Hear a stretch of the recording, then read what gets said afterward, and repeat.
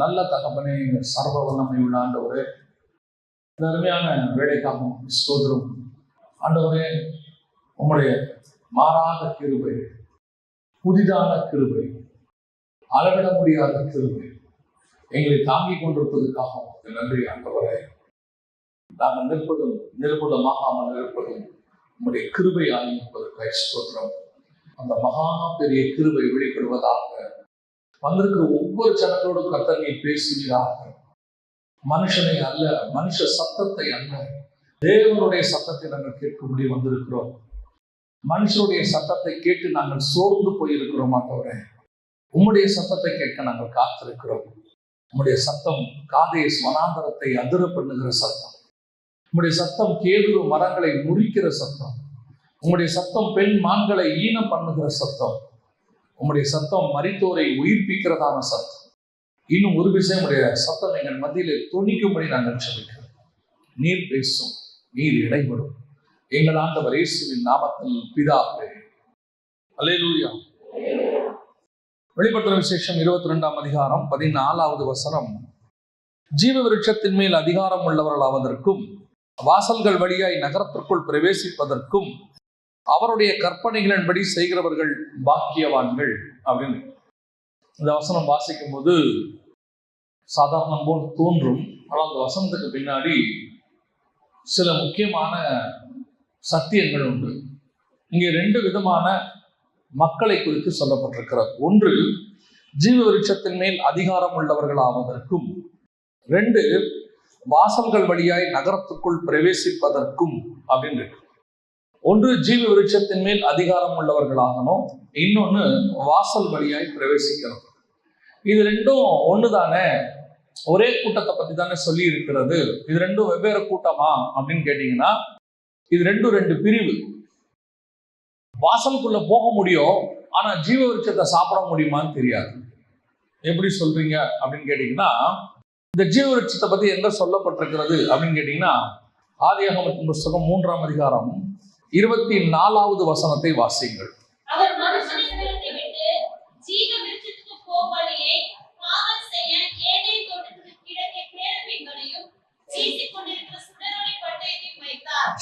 இந்த வசனம் அப்படியே இருக்கும். ஜெனசிஸ் 3:24. அதுல ஒரு சின்ன ஒரு எக்ஸ்ட்ரா விளக்கம் இருக்கும். நல்லா கவனிங்க, அந்த வசனத்தை கொஞ்சம் கவனிங்க, அப்பதான் இந்த செய்தியே நமக்கு புரியும். So he drove out the man.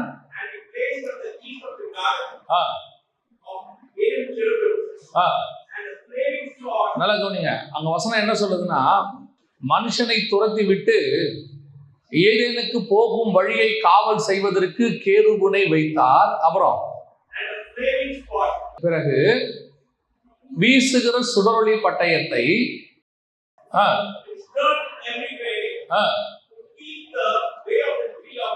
அது என்ன சொல்லுது அந்த வசனம் கேட்டீங்கன்னா, தோட்டத்தை காவல் செய்வதற்கு கேருபினையும் ஜீவ விருட்ச வழிக்கு போகிறதற்கு அந்த வழியில வீசுகிற சுடரொளி பட்டயத்தையும் வைத்தார்னு இருக்கு.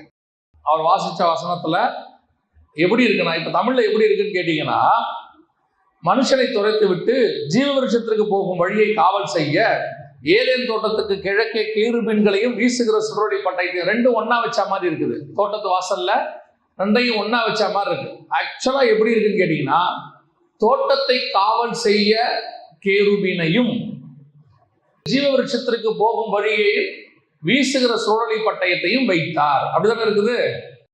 அதாவது ஒருவேளை தூதனை தாண்டி நீங்கள் தோட்டத்துக்குள் வந்து விட்டாலும் கூட ஜீவ விருட்சத்திற்கு போகும் வழிக்கு போக முடியாது. ஏன்னா அங்க என்ன இருக்கு? வீசுகிற சுடரொளி பட்டயம் இருக்கு. 4 புறமும் டு டர்ன் எவ்ரிவேர், எல்லா பக்கமும் வீசுகிற ஒரு சுடரொளி பட்டயம். அது பழத்தை காவல் செய்யறதுக்கு வைக்கப்பட்டிருக்கு. தோட்டத்தை காவல் செய்யறதுக்கு கேருபீன். இப்ப தமிழ்ல வாசிங்கன்னா, தோட்டத்தை காவல் செய்யறதுக்கு கேருபீனையும் வீசுகிற சுடரொளி பட்டயத்தையும் வைத்தார் அப்படி இருக்குது. ஆனா ஒரிஜினல்ல எப்படி இருக்கு அப்படின்னு கேட்டீங்கன்னா, தோட்டத்தை காவல் செய்ய கேருபீனையும் பழத்தை சாப்பிட விருட்சத்துக்கு போகிற வழியை காவல் செய்வதற்கு வீசுகிற சுடரொளி பட்டயத்தையும் வைத்தார் அப்படின்னு. இப்ப இந்த வசனத்தை வாசிச்சு பாருங்க. இனிமேட்டு வாசிங்க 22ஆம் அதிகாரம் 14வது வசனம் பாருங்க.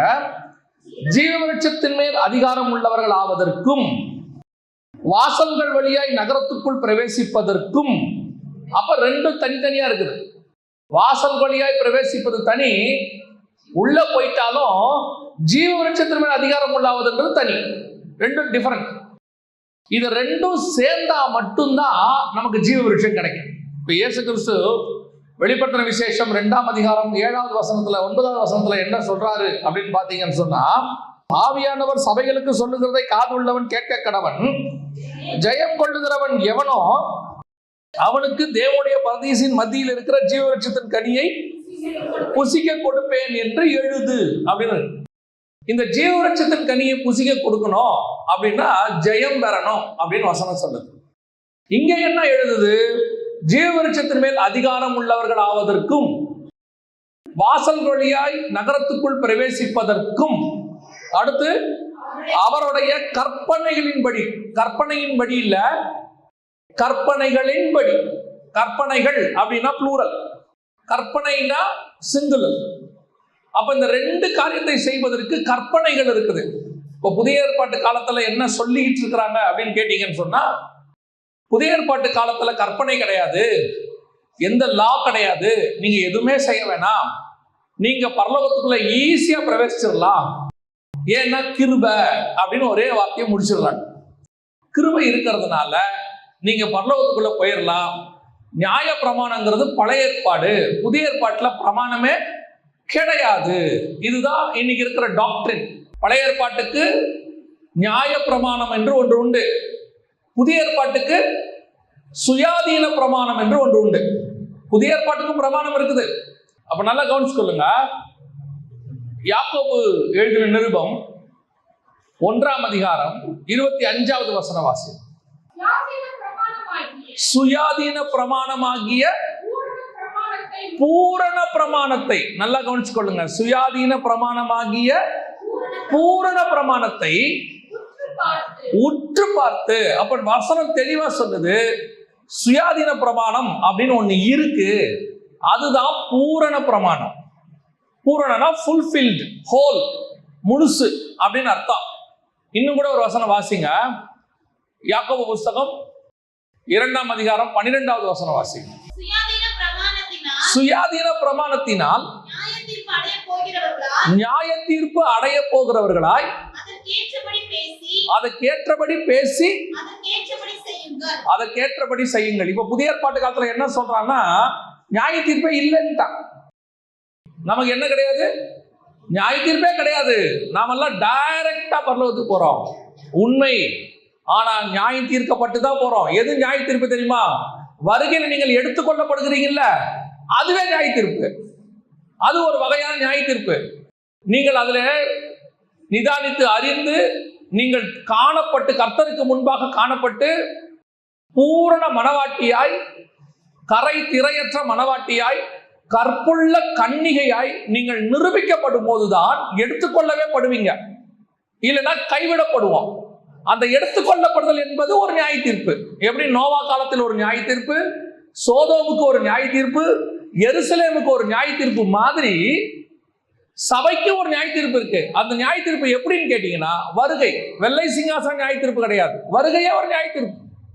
அப்ப நாம சுயாதீன பிரமாணத்தை நியாயம் தீர்க்கப்படுறதுக்காக பயந்து அதன்படி பேசி அதன்படி நடக்கிறவர்களாய் இருக்கணும் அப்படின்னு வசனம் சொல்லுது. எதுக்காக உங்களுக்கு இதை கொஞ்சம் டீப்பா சொல்லிட்டு போறேன் அப்படின்னு கேட்டா, இது செய்தியிலிருந்து கொஞ்சம் அப்பாற்பட்டதுதான். ஆனா ஏன் உங்களுக்கு சொல்றேன்னா, கடைசி காலத்தில் மந்தையை தப்ப விடாத ஓநாய்கள் வரும்னு பவுல் சொன்னார். இந்த ஓநாய்கள் என்பது கள்ளோபதேசக்காரங்கன்னு பைபிள் சொல்லுது. எபிரேயர் நிருபத்துல 6:4 வாசிங்க. ஏனெனில் ஒரு தடவை பிரகாசிக்கப்பட்டு பரம ஈவை ருசி பார்த்து பரிசுத்த ஆவியை பெற்று தேவனுடைய நல் வார்த்தையையும் ருசி பார்த்து மறுதலித்து போனவர்களை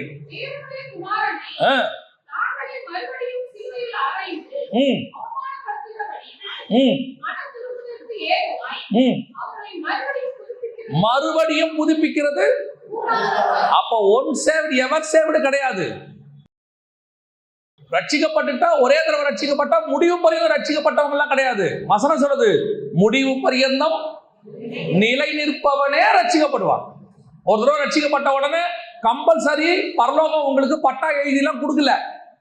அப்படின்னா தம்மிடத்தில் வந்தவர்களில் முழுவதும் ஜெபம் பண்ணி 12 பேரை செலக்ட் பண்ணி அதுல ஒருத்தர் பொருளாசக்காரனா இருந்து அவன் 30 வெள்ளிக்காசுக்கு பின்மாற்றம் அடைஞ்ச பிறகு அவனை மீட்கப்படுவது கூடாத காரியமாய் போயிருச்சு. அப்போஸ்தலர் பட்டத்துக்கு வந்தும் மீட்கப்படுவது கூடாத காரியமாய் போயிருச்சு. சோ இன்னைக்கு கடைசி காலத்துல இப்படிப்பட்டவர்கள் வருவார்கள். ஆனா வசனம் தெளிவா சொல்லுது, 2 வகையான கூட்டம். நகரத்திற்குள் பிரவேசிக்கிற கூட்டம் ஒன்று, ஜீவ விருட்சத்தின் மேல் அதிகாரம் உள்ள கூட்டம் ஒன்று. இந்த 2 கூட்டத்திலையும் கற்பனைகள் இருக்கு. அதை நீங்க ஃபாலோ பண்ணணும். வசனம் சொல்லுது, கற்பனைகளின்படி செய்கிறவர்கள் பாக்கியவான்கள். நீங்க அதை செய்யணும். செய்யாமல் நீங்கள் அதுக்குள்ள பிரவேசிக்க முடியாது. அதுக்காக அடிக்கடி நாங்க ஒரு வார்த்தையை சொல்லிட்டே இருப்போம். சர்ச்ல மெம்பரா இருக்கிறதுனால மட்டும் பரலோகத்துக்குள்ள பிரவேசிக்க முடியாது. கிறிஸ்டியன் ஆயிட்டோன்றதுனால ஆண்டவர் பரலோகத்துக்கு கன்ஃபார்மா கூட்டிட்டு போவேன் கிடையாது. நீங்கள் கொடுக்கப்பட்ட கற்பனைகளிலே எல்லாம் கை கொண்டு முடிவு பரியந்தம் நிலை நிற்கிறவனே ரட்சிக்கப்படுவான். கற்பனைகளின்படி செய்கிறவனே பாக்கியவான். சுயாதீன பிரமாணத்தின்படி கற்பனை உண்டு. எப்படி நியாய பிரமாணத்துக்குன்னு சில கட்டளைகள் உண்டோ அதை ஃபாலோ பண்ணணுமோ, அதே மாதிரி சுயாதீன பிரமாணத்துக்கும் என்ன உண்டு? சில கட்டளைகள் உண்டு. அதான் வசனம் சொல்லுது, கற்பனையின்படி செய்கிறவன். அதுலயும் சுயாதீன பிரமாணத்தின்படி நியாயம் தீர்க்கப்படுவோம். அதுக்கு ஒரு நியாய தீர்ப்பும் இருக்கிறது. அப்படின்னா இந்த 2 கூட்டத்துல நான் எந்த கூட்டம் அப்படின்னு கேட்டீங்கன்னா, முதல்ல வாசல் வழியா உள்ளே பிரவேசிக்கணும். ஏதேன் தோட்டத்துல வாசல் இருக்கு, அந்த தோட்டத்து வழியா உள்ளே பிரவேசிக்கணும். உள்ளே போயிட்டு அதுக்கப்புறம் ஜீவ விருட்சத்துக்கு போகிற வழிக்கு போகணும். அங்க போய் ஜீவ விருட்சத்தை சாப்பிடணும். ஜீவ விருட்சத்தின் மேல் அதிகாரம் உள்ளவர்களாய் மாறணும். இந்த 2 காரியத்தையும் நீங்கள் செய்யணும். அதுதான் பாக்கியவான். அப்போ இந்த 2 காரியத்துக்கும் நம்ம செய்ய வேண்டி இருக்குது. எதை செய்தால் இதை நாம் செய்ய முடியும்? நல்லா தெரிஞ்சுக்கொள்ளுங்க. ஜீவ விருட்சத்தை சாப்பிடுவது வேறு, ஜீவ விருட்சத்தின் மேல் அதிகாரம் உடையவராய் மாறுவது வேறு. இப்ப இயேசு கிறிஸ்து என்ன சொல்றாரு? வெளிப்படுத்தின விசேஷம் 2ஆம் அதிகாரம் 7வது வசனத்தை வாசிங்க பார்ப்போம். ஆவியானவர் சபைகளுக்கு சொல்லுகிறதை காதுள்ளவன் கேட்க கடவன். ஜெயம் கொள்ளுகிறவன் எவனோ அவனுக்கு பரதீசியின் மத்தியில் இருக்கிற ஜீவ விருட்சத்தின் கனியை சாப்பிடதான் தருவேன்னாரு. அப்ப சாப்பிட கொடுக்கிறாருன்னா அந்த ஜீவ விருட்சத்தின் மேல் அதிகாரம் உள்ளவர் யாரு? இயேசு கிறிஸ்து. அவருக்கு அந்த அதிகாரம் இருக்கு. அதனால எனக்கு சாப்பிட கொடுக்கிறார். ஆதாமுக்கு அந்த அதிகாரம் இல்ல, துரத்திட்டாரு தோட்டத்தை விட்டு. அப்ப திருப்பி தோட்டத்துக்குள்ள வரணும், ஜீவ விருட்சத்துக்கிட்ட போகணும். ஜீவ விருட்சம் அப்படின்னு சொன்னா மரம், பழம் இல்ல. விருட்சம்னா மரம். அந்த மரத்தின் மேல் அதிகாரம் உடையவராக மாறணும். அதுக்கப்புறம் அந்த பழத்தை எடுத்து கொடுக்கணும், நாம சாப்பிடணும். இதுதான் ப்ரொசீஜர். ஆனா இங்க வெளிப்படுத்தல வசனம் என்ன சொல்லுது? ஜீவ விருட்சத்தின் மேல் அதிகாரம் உள்ளவர்கள் ஆவதற்கும் நீ பழத்தை சாப்பிடுறவனாய் மாத்திரம் அல்ல, அதிகாரமுடையவனாயும் மாறணும். அதுக்கு 2 முக்கியமான விஷயங்கள் இருக்கு. அதைத்தான் நாம இன்னைக்கு பார்க்க போகிறோம். ஏதேன் தோட்டம் பரதீசிக்கு மாடலாக பூமியில வைக்கப்பட்டது. தேவனுடைய பரதீசியின் மத்தியில் இருக்கிற இயேசு சொன்னாரு வெளிப்படுத்தல் 2:7. அதோடைய மாடலா தான் கீழே ஏதேன் தோட்டமும் நடுவுல ஜீவ விருட்சமும் வச்சாங்க. நீங்க பரதீசியில கூட பாருங்க, ஜீவ விருட்சம் நடுவுல தான் இருக்கும். நீங்க வாசிச்ச 2:7 என்ன சொல்லுது? தேவனுடைய பரதீசியின் மத்தியில் இருக்கிற. ஆதியாகமத்துல என்ன சொல்லுது? ஜீவ விருட்சம் எங்க இருந்துச்சா 2ஆம் அதிகாரம் ஆதியாகமத்தின் புஸ்தகம் 9வது வசனம் வாசிங்க.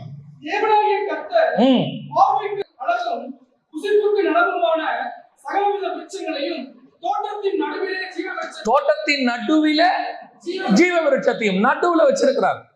அதே மாதிரி பரதீசிலையும் ஜீவ விருட்சம் எங்கதான் இருக்குது? நடுவுல தான் இருக்கு. அப்ப அதோட அர்த்தம் என்னன்னா, பரலோகத்தில் உள்ள தேவனுடைய சாயலாய் மனுஷன் படைக்கப்பட்டான். பரலோகத்தில் உள்ள பரதீசியின் சாயலாக ஏதேன் படைக்கப்பட்டது. தேவனுடைய பரதீசியின் மத்தியில் இருக்கிற ஜீவ விருட்சத்தின் சாயலாக ஏதேன் தோட்டத்துக்கு நடுவில் ஜீவ விருட்சம் படைக்கப்பட்டது. எல்லாமே அதனுடைய மாடல். அப்போ பரதீசின் மத்தியில் இருக்கிற ஜீவ விருட்சத்தை நான் சாப்பிடணும்னா முதல்ல ஏதேன்ல அந்த தோட்டத்துக்கு போகிற வழியில எனக்கு சில ஃபார்முலா வச்சுட்டு போயிருக்கிறாரு. அதை நான் செய்யும் போது இதை நான் அச்சீவ் பண்ண முடியும். இதுதான் மாடல். முந்தையெல்லாம் நமக்கு புக்கில் கொடுத்துருப்பாங்க, பார்த்துருப்பீங்க. பின்னாடி சம்ஸ், அதாவது கணக்கு கொடுத்துருப்பாங்க. அதுக்கு முன்னாடி மாடல் சம்ஸ் கொஞ்சம் கொடுத்துருப்பாங்க, மாதிரின்னு இருப்பாங்க. இந்த மாடலை பார்த்து இதன்படி நீங்க கத்துக்கிட்டா பின்னாடி உள்ளதை என்ன செய்யலாம், வரக்கூடிய எல்லா கணக்கையும் ஈஸியா போடலாம்னு அர்த்தம். ஒன்னு கொடுத்துருப்பாங்க, இதை பாரு, இதை மாதிரி அதை செய் அப்படின்னு அர்த்தம். அதே மாதிரிதான் நமக்கு பூமியில் உள்ள ஏதேனுக்கு நடுவில் இருக்கிற ஜீவவிருட்சத்துக்கு நீங்க போகிறத செஞ்சிட்டீங்கன்னா பரதேசியின் மத்தியில் இருக்கிற ஜீவவிருட்சத்துக்கு போகிறது எளிது. சோ இதான் மாடல். இப்ப நமக்கு இதை செய்யறதுக்கு என்ன செய்யணும், அந்த வழிதான் ரொம்ப முக்கியம். முதல்ல ஜீவவிருட்சத்துக்கு போகிறதுக்கு என்ன செய்யணும் அதை கத்துக்கணும். அப்புறமா தான் அதிகாரம் உள்ளவராய் மாறுறது அப்படின்னு. ஃபர்ஸ்ட் ஜெயம் கொள்ளுகிறவன் எவனோ அவனுக்கு ஜீவவிருட்சத்தின் கனியை புசிக்க கொடுப்பேன் அப்படின்னு. முதல்ல ஜெயம் பெறதுனா என்ன, நம்ம வாசிச்சோம் 3ஆம் அதிகாரம் ஆதியாகமத்தின் புஸ்தகம் கடைசி வசனத்துல வசனம் சொல்லுது, அவர் மனுஷனை துரத்தி விட்டு ஜீவவிருட்சத்திற்கு போகும் வழியை. அப்போ 2 காவல் இருக்கு. இந்த 2 காவலை தாண்டி தான் நீங்க ஜீவவிருட்சத்தின் கனி கிட்டையே போக முடியும். ஒன்று தோட்டத்தின் வாசல்ல இருக்கக்கூடியதான கேரூப், 2 வழியில இருக்கக்கூடியதான வீசுகிற சுடரொளி பட்டயம். இப்போ தோட்டத்துக்கு போகிறதுக்கான அந்த மாடல், நான் போறதுக்கு என்ன செய்யணும் அப்படின்னா, இப்போ ஆதாம வெளியே அனுப்பும் போது கர்த்தர் எப்படி அனுப்பி இருக்கிறாரு பாருங்க. ஆதியாகமத்தின் புஸ்தகம் 3ஆம் அதிகாரம் 21வது வசனம் வாசிங்க. தேவனாகிய கர்த்தர் ஆதாமுக்கும் அவன் மனைவிக்கும் தோல் உடைகளை உண்டாக்கி அவர்களுக்கு உடுத்தினார். தோல் உடைகளை உண்டாக்கி அவர்களுக்கு உடுத்தினார். இது சாதாரணமா ட்ரெஸ் போட்டாரு அப்படிங்கிற மாதிரி இருக்கு. தோல் உடைகளை உண்டாக்க வேண்டும் என்று சொன்னால் கண்டிப்பாக அங்க என்ன ஆயிருக்கணும், ஒரு மிருகம் அடிக்கப்பட்டிருக்கணும். அடிக்கப்பட்டா மட்டும்தான் அங்கே தோல் உடைகளை என்ன செய்ய முடியும், உண்டாக்க முடியும். அப்போ முதலாவதாக மனுஷனுடைய நிர்வாணத்தை மறைப்பதற்கு ஒரு மிருகம் அடிக்கப்பட்டது. அந்த மிருகத்தினுடைய தோலை எடுத்து தான் இவனுக்கு ட்ரெஸ் போட்டிருக்காரு.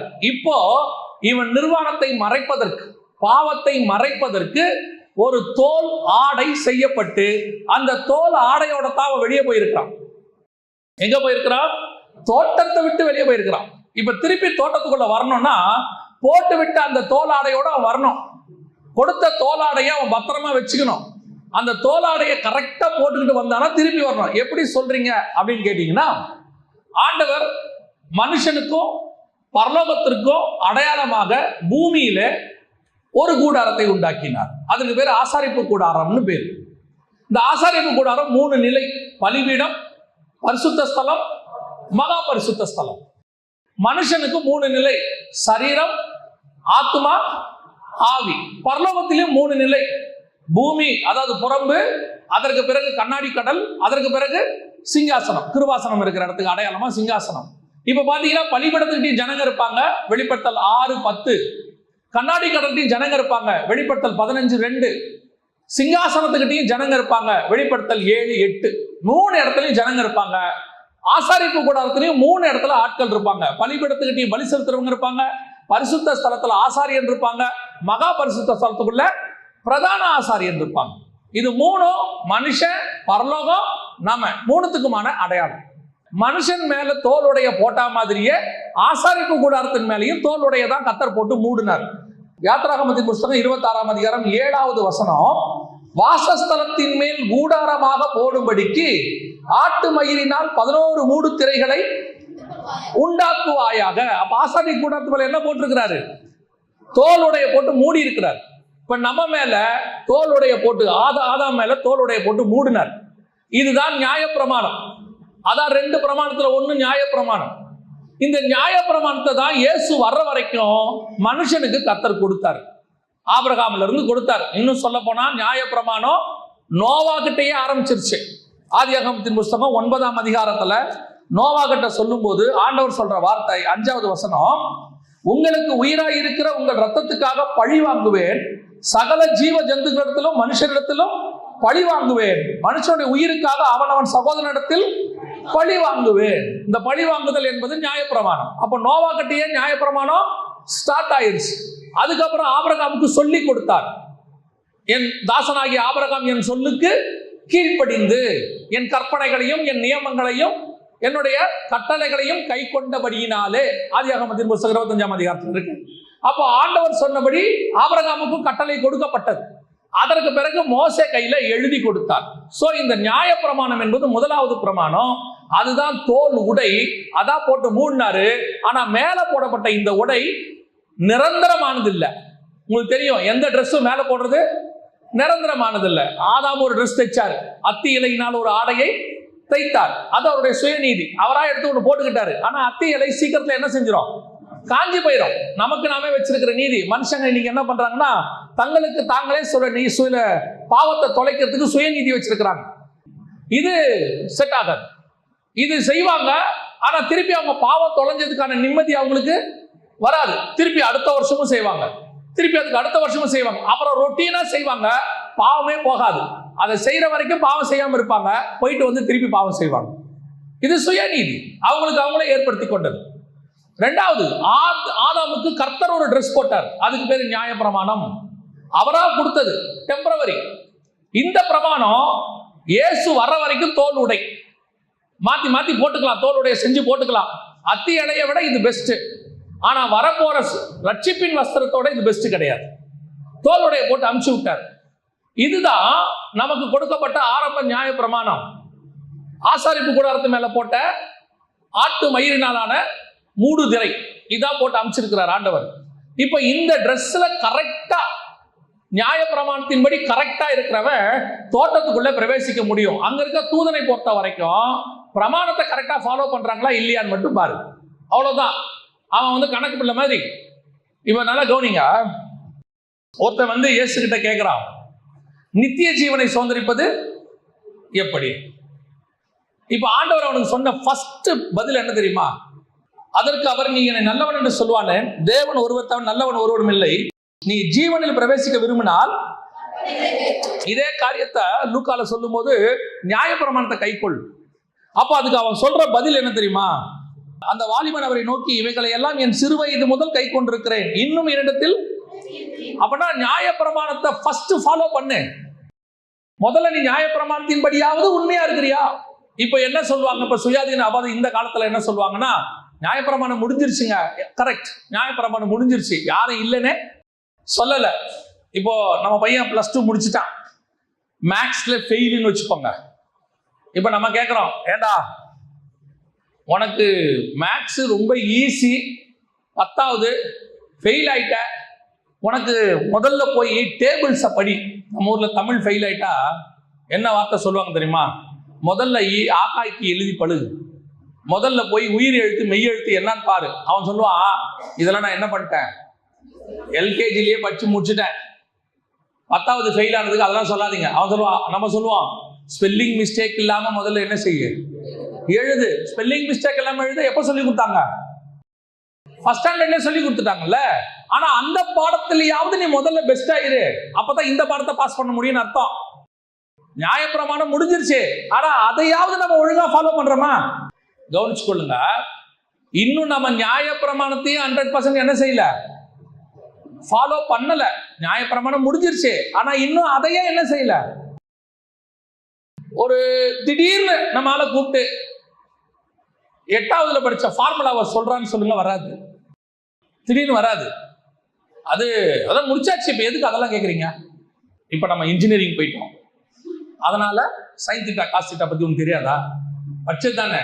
அது மாதிரிதான் நியாயப்பிரமாணம் தேவையில்லை, ஆனா நியாயப்பிரமாணத்தின்படியாவது நீங்கள் உண்மையா இருக்கிறீங்களாங்கிறத இப்ப கேள்வி. கர்த்தர் சொல்றாரு, முதல்ல அதுலயாவது போய் பர்ஃபெக்ட் ஆயிரு. அவன் சொல்றான் பர்ஃபெக்ட். இதுதான் தோலுடைய போட்டுக்கிட்டு நியாயப்பிரமாணத்தின்படி உள்ளே வருவது. இப்ப ஆண்டவர் சொல்றாரு, வாசல் வழியாய் பிரவேசிப்பதற்கு கற்பனைகளை கைக்கொள். அதான் வசனம் சொல்லுது, கேருபீன்களை வாசலிலே காவல் வைத்தார். நீ தோட்டத்துக்குள்ளே வர்றதுக்கு முதல்ல நியாயப்பிரமாணத்தையாவது கரெக்டா ஃபாலோ பண்ணுங்க. இப்ப நியாயப்பிரமாணத்தின்படி நீங்க எல்லாம் பர்ஃபெக்டா கொஞ்சம் உட்காந்து என்ன செஞ்சீங்க, அப்புறமா ஆராய்ச்சி பண்ணி பார்த்துங்க. அதான் நான் எப்பவும் சொல்லுவேன், வசனம் அப்படிதான் இருக்கு. 1 Corinthians 11 நம்மை நாமே நிதானித்து அறிந்தோமானால் நாம். நீங்க நியாய பிரமாணத்தின்படியாவது கொஞ்சம் உட்காந்து யோசிச்சு பாருங்க. நான் ஓகே தானா? நான் பெர்ஃபெக்ட் தானா? நான் அந்தபடியாவது செஞ்சிட்டு இருக்கிறேன்னா? உன் தாய் தகப்பனை கனம் பண்ணுவாயாக. அப்பா அம்மா வீட்டில் இருக்கிறாங்களா? ஓல்டேஜ் ஹோம்ல இருக்கிறாங்களா? உங்களை நீங்களே பார்த்துக்கோங்க. அப்பா அம்மா கிட்ட உட்காந்து நம்ம கொஞ்சம் நல்லா பேசி இருக்கிறோமா? மருந்து மாத்திரை வாங்கி கொடுத்துருக்குறோமா? இல்லைன்னா கொண்டு போய் எங்கேயாவது விட்டுட்டு வந்துட்டோமா? யோசிக்கணும் கொஞ்சம். ரொம்ப முக்கியம். அதுதான் தோட்டத்துக்குள்ள வர்றதுக்கான ஃபர்ஸ்ட் ஸ்டெப்பு. நீங்க என்னதான் இன்ஜினியரிங் படிக்கிறீங்க, டாக்டரா இருந்தாலும் 10வது பாஸ் பண்ணி தான் ஆகணும், +2 பாஸ் பண்ணி தான் ஆகணும். அதே மாதிரி தான் நியாய பிரமாணத்தின்படியாவது நீ என்ன செஞ்சிருக்கணும்? குற்றமற்றவனாய் காணப்பட வேண்டும். உன் தேவனாகிய கர்த்தரிடத்தில் அன்பு கூறுவாயாக, உன் தாய் தகப்பனை கனம் பண்ணுவாயாக. 10 கற்பனை எழுதி வச்சிருக்கிறாங்க, அழகா கவனிச்சு கொள்ளுங்க. இதுதான் தோல் உடை, இதுதான் வாசல் வழியாய் பிரவேசிப்பதற்கான கற்பனை. சரி, இது ஃபர்ஸ்ட் ஸ்டேஜ் முடிச்சாச்சு. இப்ப நமக்கு தேவை, நம்ம தான் சூப்பர் சீனியர்ஸ் ஆச்சே, சுயாதீன பிரமாணத்துக்குள்ள வந்துட்டோமே. 2வது ஸ்டேஜ் ஜீவ விருட்சத்துக்கு போகணுமே. அப்ப ஜீவ விருட்சத்துக்கு போகணும்னா என்ன செய்யணும்? அங்க ஒண்ணு தாண்ட வேண்டி இருக்கு. அங்க என்ன இருக்கு? ஜீவ விருட்சத்துக்கு போகிற வழியில என்ன இருக்கு? வீசுகிற சுடரொளி பட்டயம். அதுல அழகா ஒரு இங்கிலீஷ்ல என்ன வாசிச்சார் தெரியுமா? நாலாபுரமும் எப்புறமும் வீசுகிற சுடரொளி பட்டயம். சுடரொளி பட்டயம்னா கத்தி. நல்லா வீசி கொண்டிருக்கிற கத்தி எல்லா பக்கமும் வீசுதாமா, உள்ளேயே போக விடாம. சில ஆள் சொல்லுவாங்க, பார்த்திருக்கீங்களா, நான் கொம்பு சுத்தினா என் மேல கல்லே படாதும்பா. எந்த பக்கத்துல வேணா கல்லடி என் மேல என்ன செய்யாது? கல்லே படாது. எல்லா பக்கமும் கவர் பண்ணி வீசுவான். அந்த மாதிரி இந்த சுடரொளி பட்டயம் எப்படியாமா? எல்லா பக்கமும் வீசுதாமா. அது உள்ள யாரும் அந்த ரோட்டுக்குள்ள போகவே முடியாதா. நீங்க பார்த்திருப்பீங்க தானே, 4 பேரிகார்டு வச்சா நம்ம போக முடியாது. அந்த பக்கம் 4 பேரிகார்டு. ஆனா வீசுகிற சுடரொளி பட்டயம். அப்ப நான் அந்த பக்கம் போகணும்னா என்ன செய்யணும்? அது போறவனெல்லாம் வெட்டுது. அப்போ அந்த ரோட்டுக்குள்ள நான் போகணும். போனா தான் எனக்கு என்ன கிடைக்கும்? ஜீவ விருட்சம் கிடைக்கும். ஜீவ விருட்சம் கிடைச்சாதான் ஜீவ விருட்சம் அப்படின்னா என்ன அர்த்தம் தெரியுமா? என்றென்றைக்கும் உயிரோடு வைக்கிற பழம்னு அர்த்தம். ஜீவ விருட்சம்னா என்னன்னைக்கும் உயிரோடு வைக்கிற பழம். அதுக்கு இன்னொரு வார்த்தை, கொஞ்சம் தூய வார்த்தை என்னன்னா நித்திய ஜீவன். எப்பவும் உயிரோடு இருக்கிறதுக்கு பேர் என்னது? நித்திய ஜீவன். ஜீவ விருட்சம்ன்ற வார்த்தைக்கு பேர் என்னது? என்றென்றைக்கும் உயிரோடு இருப்பது. அப்ப நித்திய ஜீவன் உனக்கு வேணும்னா அந்த வழியா நீ பிரவேசிக்கணும். இப்ப இயேசுகிட்ட வந்து என்ன கேட்டான் அந்த வாலிபன்? நித்திய ஜீவனை சோதரிக்க வேணும்னு கேட்டான். அதுக்கு அவர் என்ன சொன்னாரு? ஃபர்ஸ்ட் பிரமாணத்தை கைக்கொள். Okay, first part over. நாங்க உள்ள வந்துட்டோம், தோட்டத்துக்குள்ள வந்துட்டோம், நாங்க பிரமாணத்தை 100% கை கொண்டுட்டோம், எங்ககிட்ட ஒரு ப்ராப்ளம் இல்லை. ரைட். இப்ப அடுத்து ஆண்டவர் சொல்றாரு, 2வது மார்க்ல ரொம்ப அழகா இருக்கும். உனக்கு உண்டானவைகளை விற்று தரித்திரருக்கு கொடுத்து சிலுவையை எடுத்துக்கிட்டு என்னை பின்பற்றி வா. இப்ப அந்த தோட்டத்துக்கு, அந்த பழத்துக்கு போகிற வழிக்கான ரூட் சொல்றாரு. இப்ப அந்த பக்கம் அந்த கத்தி வெட்டிக்கிட்டே இருக்குது. அந்த ஏரியா ரோட்ல நீங்க போகணும்.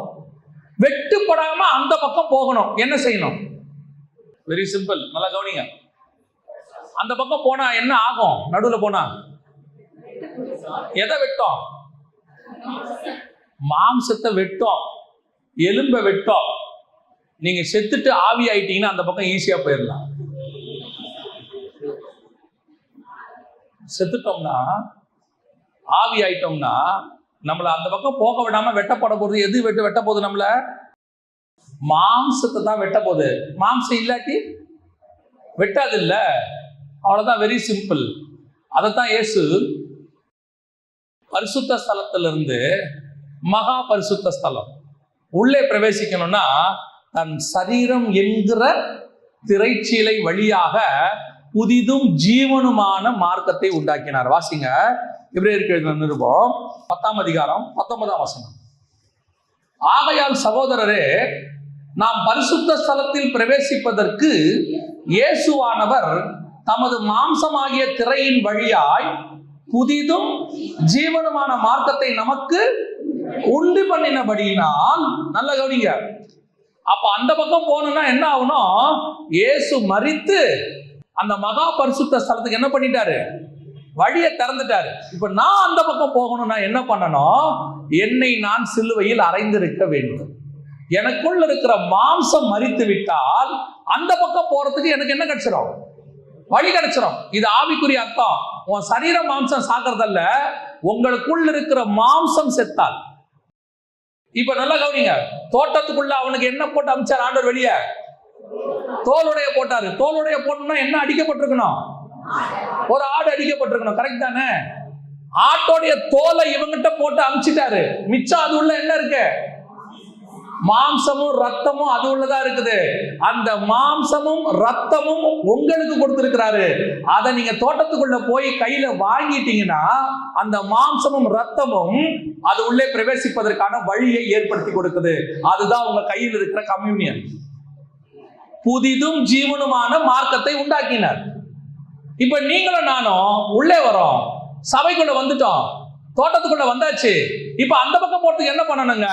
எனக்கு ஒரு வாசலை கர்த்தர் ஏற்படுத்தி கொடுத்திருக்கிறாரு, ஓபன் பண்ணி வச்சிருக்கிறாரு. என் கையில ஒரு டோக்கன் கொடுத்திருக்கிறாரு.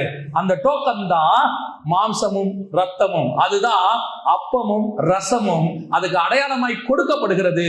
இதை நான் உண்மை உள்ளவனாய் சாப்பிட்டு உலகத்துக்கு மரித்து அவரோடு கூட சிலுவையில் அறையப்பட்டு பாவத்துக்கு மரித்து நீதிக்கு உயிர் தெழும்போது நான் அவரோடு கூட அந்த பக்கத்தில் பிரவேசிக்கிறேன். அதுதான் நித்திய ஜீவனுக்கான வழி. இப்ப இயேசு என்ன சொன்னார் அந்த வாலிபனை பார்த்து? சிலுவையை எடுத்துக்கொண்டு என்னை பின்பற்றி வா. இவன் என்ன கேட்டான்? நித்திய ஜீவன். இவர் சிலுவை எடுத்துட்டு எங்க வர சொல்றாரு? அவர் இப்ப எங்க போயிட்டு இருக்கிறாரு? பாடுபட போறாரு, கொல்கத்தாக்கு போறாரு, கல்வாரிக்கு போறாரு. கல்வாரியில போய் என்ன ஆக போறாரு? சாவ போறாரு. இவன் கேட்டது என்ன? ஜீவன். இப்ப யோசிச்சு பாருங்க. நான் கேட்டது ஜீவன், நீங்க கூப்பிடுறது எங்க? சாகிறது. Very simple. நீ செத்துட்டினா நித்திய ஜீவனை சுதந்திரிக்க முடியும். அவ்வளவுதான் அதோட பின்னாடி இருக்கிற சத்தியம். நீங்களும் நானும் உள்ளுக்குள்ள மாம்சத்துல செத்துருக்கணும். இன்னைக்கு சபை சாக சொல்லி கொடுக்கல, வாழ சொல்லி கொடுக்குது. ஆசீர்வாதத்துல வாழ்வது எப்படி, அதுதான் சொல்லி கொடுக்குது. சபைக்கு எதுக்கு வந்தோம்? எதுக்கு சபை? சிலுவையில் அறையப்படுவது எப்படின்னு சொல்லி கொடுக்கிறதுக்கு தான் சபை. சபை உன்னை பணக்காரன் ஆக்குற இடம் இல்லை. சபை உன்னை பெல்தா மாத்துற இடம் இல்லை. சபை உன்னை குமாரனின் சாயலுக்கு ஒப்பாய் மாத்துகிற இடம். உன் சாயல் செத்தாதான் இயேசுவின் சாயல் வெளியே வரும். அவரை மாதிரி நீ மாறணும்னா முதல்ல நான் எங்க அப்பா மாதிரி இருக்கிறத சாகணும். அழகா பைபிள்ல இருக்கும். ஆதாமை படைக்கும் போது கர்த்தர் எப்படி படைச்சாரா? தேவ சாயலாகவும் தேவ ரூபத்தின்படியையும் மனுஷனை உண்டாக்குவோமாக. ஆனா சேர்த்து பிறக்கும் போது எப்படி பிறந்தானா? வாசிங்க 5ஆம் அதிகாரம் 2வது வசனம் வாசிங்க பார்ப்போம்.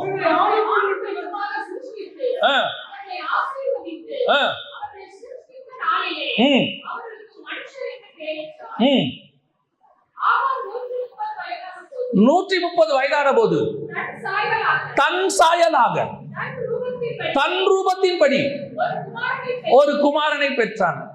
ஆதாம் படைக்கப்படும் போது தேவ சாயல், ஆதாமுடைய பையன் வரும்போது மனுஷ சாயல். இப்ப திருப்பி மனுஷ சாயல் வந்து மனுஷன் என்ன சாயலா மாறணும்? தேவ சாயலாய் மாறணும். அப்பதான் புதிதும் ஜீவனமான மார்க்கத்துக்குள்ள நீ போக முடியும். இப்ப நாம எல்லாமே அவங்கவுங்க அப்பா அம்மா சாயல்ல தான் இருக்கிறோம். இவ்வளோ மனுஷ சாயல் இருக்கு.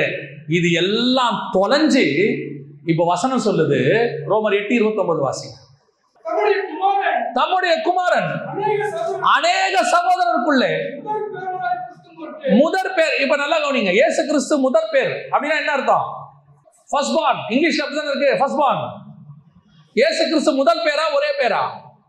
யோவான் 3:16 படி இயேசு வரும்போது அவர் தம்முடைய குமாரன், தம்முடைய ஒரே பேரான குமாரனை விசுவாசிக்கிறவன் எவனோ. அப்ப இயேசு பூமிக்கு வரும்போது ஒரு பையன்தான், ஒரு பையன்தான், எந்த மாற்று கருத்தும் இல்லை, அவருக்கு ஒரே பையன்தான். ஆனா இயேசு பூமியிலிருந்து போகும்போது பிதாவுக்கு 2வது பசங்களை உருவாக்கிட்டார். இப்ப அந்த ரோமர் 8:29 தம்முடைய குமாரன் அநேக சகோதரருக்குள்ளே முதற் பேரானவராய் இருக்கும் பொருட்டு தேவன் எவர்களை முன்னறிந்தாரோ அவர்களை தமது குமாரனுடைய சாயலுக்கு ஒப்பாயிருக்கும்படி. அப்போ அவருக்கு ஒரு பையன்தான், ஆனா இயேசு வந்துட்டு என்ன பண்ணார் தெரியுமா? பிதாவுக்கு 2வது பசங்களை தன்ன மாதிரியே இன்னொரு பையனை ஜெராக்ஸ் காப்பிய உருவாக்கிட்டு போயிட்டாராம். அந்த பசங்க தான் நீங்களும் நான். அல்லேலூயா. அப்ப நீங்க நானும் அழைக்கப்பட்டது எதுக்காக? குமாரனின் சாயலுக்கு ஒப்பா இருக்க. அப்ப இயேசு கிறிஸ்துவின் சாயலுக்கு ஒப்பா இருக்கணும்னா, இப்ப சிலர் சொல்லுவாங்க பாத்தீங்களா, ரொம்ப ஈஸியா ஒண்ணு சொல்லுவாங்க. என்ன சொல்லுவாங்கன்னா, பிள்ளை வயிற்றுல இருக்கும் போது சொல்லுவாங்க, சில வீடுகள் எல்லாம் நீங்க பாருங்க, பிள்ளை வயிற்றுல இருக்கும் போது இந்த அழகான பிள்ளைகள் பொம்மை போட்டோ எல்லாம் ஒட்டி இருப்பாங்க இல்ல? இது காரணம் என்ன? டெய்லி அதை பார்க்க பார்க்க பிள்ளை எப்படி இருக்கும், அது மாதிரியே பிறக்கும்னு ஒரு நம்பிக்கை. குமாரனுடைய சாயலுக்கு ஒப்பா இருக்கிற அவருடைய மாம்சத்தையும் அவருடைய ரத்தத்துக்கு அடையாளத்தை நீங்கள் உள்வாங்கி கொண்டு இருக்கும் போதே, நீங்கள் உட்கார்ந்து வசனத்தை கேட்க கேட்க கேட்க உங்களுக்குள் இருக்கிற உங்கள் சாயல் தொலைந்து உள்ளுக்குள் இருக்கிற மனுஷன் குமாரனின் சாயலுக்கு ஒப்பாய் மாறுவான். அப்பத்தையும் ரசத்தையும் வாங்கி நீங்க எடுக்கும் போது ஒரு நாள் உங்கள் மாம்சம் மரித்து ஆவியிலே உயிர்ப்பிக்கப்பட்டு புதிதும் ஜீவனுமான மார்க்கமாகிய வீசுகிற சுடரொளி பட்டயத்துக்குள்ளே புகுந்து போவோம். ஆவிக்குள்ளவரை நீங்க மாறிட்ட போது, அதனாலதான் நம்ம பரிசுத்த ஆவியை பெற்றவொடனே நம்ம என்னவா மாறுறோம்? ஆவிக்குரியவங்களா மாறிடுறோம். அதனாலதான் அவங்கள ஆவிக்குரியவங்க அப்படின்னா என்ன அர்த்தம்? மாம்சம் சாகத்துக்கு ஒப்பு கொடுத்தவன்னு அர்த்தம். பரிசுத்த ஆவியானவர் உள்ளே வந்துட்டான்னு அர்த்தம். ஒரு நாள் பரிசுத்த ஆவியானவர் உனக்குள்ளே வந்தார், ஒரு நாள் வரும் உன்னை கர்த்தர் ஆவிக்குள்ளாக மாத்துவார். ஆவிக்குள்ள நான் போயிட்டேன், என் மாம்சம் எங்க போயிருச்சு? ஆவிக்கு உள்ள போயிருச்சு. அவ்வளவுதான். நான் ஆவி ஆயிட்டேன்னா அந்த வீசுகிற சுடரொளி பட்டயம் என்ன செய்யாது? வெட்டாது. நான் அந்த பக்கம் ஈஸியா போயிருவேன். எனக்கு ஜீவ விருட்சத்தின் கனி புசிக்க கொடுப்பார், கிடைச்சிடும். அப்போ முதல்ல நான் சாக வேண்டியது அவசியமா இருக்கிறது. கிறிஸ்து நித்திய ஜீவனை சோதரிப்பதற்கு தன்னைத்தானே பலியாக்கினார். அப்ப நீங்களும் நான், அதனால்தான் பவுல் சொல்றார், என்னை நானே சிலுவையில் அறைந்திருக்கிறேன், இனி ஜீவிக்கிறது நான் அல்ல, கிறிஸ்துவே என்னில் ஜீவிக்கிறார். அப்ப இனி நான் கொஞ்சம் கொஞ்சமா சாக சாக சாக புதிதும் ஜீவனமான மார்க்கத்துக்குள் பிரவேசிப்பேன். நித்திய ஜீவனுக்கான ஜீவ விருட்சத்தின் கனியை கர்த்தர் புசிக்க கொடுப்பார். எதை ஜெயிக்கணும்? ஜெயம் கொள்ளுகிறவன் எவனோ அவனுக்கு ஜீவ விருட்சத்தின் கனியை புசிக்க கொடுப்பேன். எதை ஜெயிக்கணும்? என் மாம்சத்தை முதல்ல நான் ஜெயிக்கணும். மற்றவனை ஜெயிக்கிறது 2வது. கண்களின் நிச்சய ஜீவனத்தின் பெருமை, மாம்சத்தின் நிச்சயம், இவைகள் எல்லாம் உலகத்தில் உண்டானவைகள். வசனம் சொல்லுது, நான் உலகத்தை ஜெயித்தேன். இப்ப இயேசு சொல்றாரு, உலகத்தின் அதிபதியானவன் என்னிடத்துல வருகிறான், அவனுக்கு என்னிடத்தில் ஒன்றுமில்லை. அப்ப உலகத்தை ஜெயிக்கணும்னா முதல்ல நான் என்ன ஜெயிக்கணும்? அதுக்குத்தான் நீங்க சர்ச்சுக்கு வரீங்க. உங்களுடைய சாயல் போய் குமாரனின் சாயல் வரணும். நித்திய ஜீவனுக்கான வழியை சுதந்திரிக்கணும். அதுக்குத்தான் சர்ச்சுக்கு வரோம். நீங்க இன்னும் வாழ்றதுக்காகவே வந்துகிட்டு இருக்கிறீங்க. ஜனவரி மாசம் 1ஆம் தேதி ஆனா உங்களுக்கு அந்த வாக்கு தத்தம் என்ன, இந்த வருஷம் எப்படி இருக்க போகுது, வற்றாத நீரூற்றை போல இருப்பாய், அது ஆவிக்குரிய அர்த்தம். இவங்க என்ன நினைச்சுக்கிறாங்க? நம்ம வீட்டுல இனிமேட்டு பாலும் தேனும் குறைவில்லாம ஓடும். உலக ஆசீர்வாதத்தை கான்சன்ட்ரேட் பண்ண பண்ண பண்ண நீங்கள் வாழ்ந்து கொண்டே இருப்பீர்கள். நீங்கள் உலக ஆசீர்வாதத்தை விடுத்து எப்போ குமாரன் சாயலுக்கு ஒப்பா மாறணும்னு நினைக்கிறீங்களோ அப்பதான் நித்திய ஜீவனுக்குள் வாழ தொடங்குவீர்கள். நீங்க இந்த மாம்சத்தை எவ்வளவு பேணி காத்தாலும் சாவீர்கள். ஆனால் எவ்வளவுக்கு எவ்வளவு நாங்கள் உலகத்துக்கு சாகுறோமோ அவ்வளவுக்கு அவ்வளவு கிறிஸ்துவுக்குள் வாழ்வோம். அவரோடு கூட பாடு சகித்தோமானால் அவரோடு கூட ஆளுகையும் செய்வோம். அப்போ நான் சபைக்கு வர்றது எதுக்காக? எனக்கு சாக சொல்லி கொடுக்கிற இடம் தான் சபை. இன்னைக்கு கடைசி காலத்துல சபை எதை சொல்லி கொடுக்குது? வாழ சொல்லி கொடுக்குது. நீங்களும் அதான் விரும்புறீங்க. சில கூட்டத்துல என்ன சொல்லி கொடுக்குறான்? நீ வா, 300 வருஷம் 200 வருஷம் நீ வாழ போற. ஆனா பவுல் சொல்றாரு, நான் சாக ஆசைப்படுகிறேன், நான் தேகத்தை விட்டு பிரியும் காலம் வந்தது. பேதுரு எழுதுறாரு. இவர் சொல்றாரு, நான் தேகத்தை விட்டு பிரிந்து தேவனோடு கூட இருக்க ஆசைப்படுகிறேன், ஆனால் நான் இருப்பது உங்களுக்கு பிரயோஜனமாக இருக்கும் என்று நான் இருக்கிறேன். இதுதான் புதிய ஏற்பாட்டு பிரமாணம். பழைய ஏற்பாட்டுல அவன் நியாய பிரமாணக்காரன் பூமியில 100 வருஷம் 200 வருஷம் 500 வருஷம் வாழ ஆசைப்பட்டான். ஆனா புதிய ஏற்பாடு சுயாதீன பிரமாணம். இங்கே வாழ நாங்கள் ஆசைப்படவில்லை. இது ஒரு ரெடியாக்குற இடம். பரலோகத்துக்கு என்ன ரெடி பண்ற இடம் தான் பூமி. அதுலயும் சபை என்ன குமாரன் சாயலுக்கு ஒப்பா மாறும். நான் இங்க மாறி நான் கரெக்டா என் ப்ராடக்ட் ரெடி ஆயிடுச்சுன்னா என்ன டெலிவரி கொடுத்துருவாங்க பரலோகத்துக்கு. அல்லேலூயா. கார் கம்பெனிலாம் நீங்க பார்த்துருப்பீங்க, மேனுஃபேக்சர் பண்ணிட்டே இருப்பான். ஆர்டர் போட்டு இவரை செலக்ட் பண்ணியாச்சு, ஒரு கார் புக் பண்ணியாச்சுன்னா அந்த காரை ஓனர் கையில கொடுக்கறதுக்கான முதல் வேலையை பார்ப்பாங்க.